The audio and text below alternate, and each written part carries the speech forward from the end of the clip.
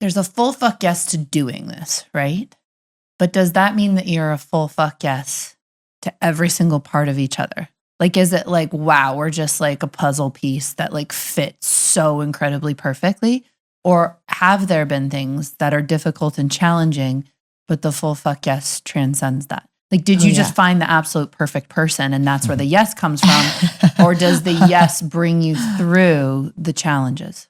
Yeah, I mean, I really feel that it's both in different ways. It's like a spectrum, and it's very nuanced, because I think early on that was one of the things that we said. It's like, you know, there's like a lotto ticket and you have 100 numbers and like all of our numbers are matching. And, you know, that's been fucking extraordinary. And also because of the commitment that we are making to this sacred union, everything that is not in resonance with that has had to come up and out. So we have faced a number of challenges and difficulties in, you know, being in the position where we are always choosing each other no matter what. Like we've gotten into places that were, you know, sort of that happened because of a lot of my wounding that was not resolved, that was unresolved, particularly just my mistrust. You know, I trusted as much as I had the capacity to him, you know, since we've been together, but because of, you know, all of the betrayal that I've experienced in former relationships, like I wanted to trust him so bad, but I just wasn't fully capable of doing that. And so we went through a season where that was a point of contention and something that we really had to work on a lot, even though my mind is like, you know, everything that is here in front of me is trustable and loyal and reverent and worthy and patient with my process. And, you know, the dream of what I could even imagine in a man. And yet I still was having, you know, triggers around certain things because I didn't trust the masculine, I didn't trust the feminine, and I really didn't trust in life. And so we got to some very difficult conversations where we had to choose, you know, like one thing that he would always come forward with is, I'm not going anywhere. I'm not going anywhere. I have no outs.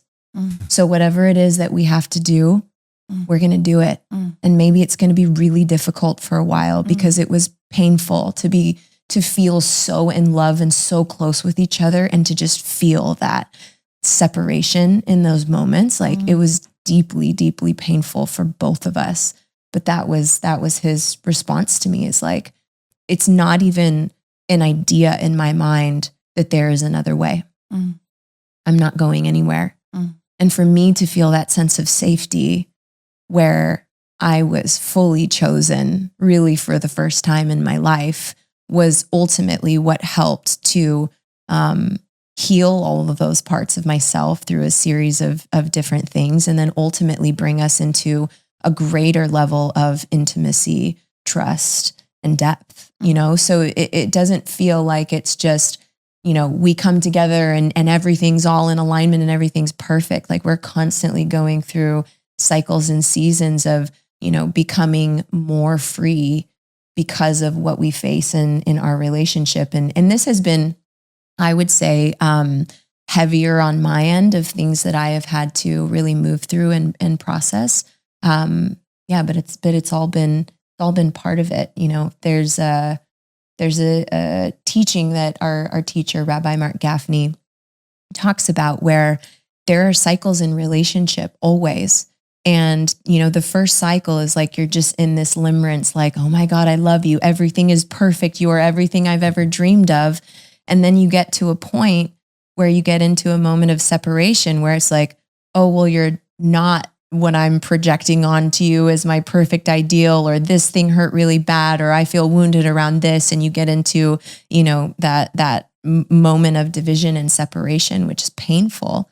But to know that that's like the tragic phase. And then the post-tragic phase is this sweetness, where when you move through that together and you come out on the other side, your level of intimacy is greater than it was before you started. And that knowing that moving through those cycles is just a part of being in relationship, in any relationship, not just sacred union, but that's been a really helpful tool for. Yeah. To kind of reiterate that frame that she's discussing. So that limerence phrase, you would call that the pre-tragic, the first innocence, where you actually can't even see the faults in the other person.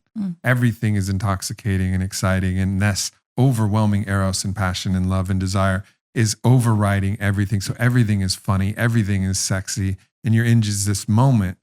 And so in that first innocence, you're pre-tragic. You haven't actually understood the complexities of the traumas and whether they're ancestral from this life, the wounding that you're going to experience, then that comes up. And then you're in the tragic. And that's the stage of where you start to figure out, all right, this is mine, this is yours, this is what we got to work on. But to know that there's a third stage that you can arrive at, which is the post-tragic, so it's pre-tragic, tragic, and then post-tragic, which is the second innocence, which is the sweetness, a sweetness that's even sweeter than the first sweetness, because it's included and assimilated all of the wisdom and challenge and darkness and crunchy parts of that tragic phase where you encounter all the trauma and challenge, and then you just love and appreciate each other more for having been on that journey together.